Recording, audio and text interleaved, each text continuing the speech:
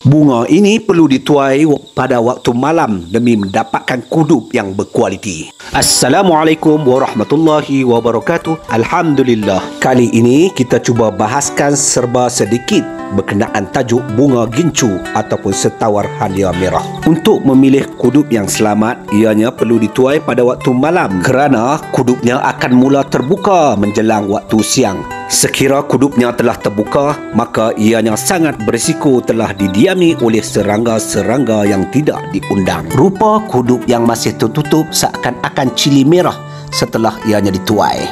Bunga ini dikatakan memiliki sangat banyak khasiat yang tersembunyi seperti perawatan darah tinggi dan kencing manis, dan ianya juga sangat kaya dengan kolagen, sesuai diamalkan untuk awet muda. Dan ada juga sumber yang mengatakan ianya bagus untuk mencegah kanser. Ianya sangat mujarab untuk menambah kesihatan tenaga lelaki. Keseluruhan pokok ini dapat digunakan untuk tujuan perubatan selain ditanam sebagai pokok hiasan. Sekadar itu dulu, harap bermanfaat. Terima kasih banyak. Assalamualaikum warahmatullahi wabarakatuh.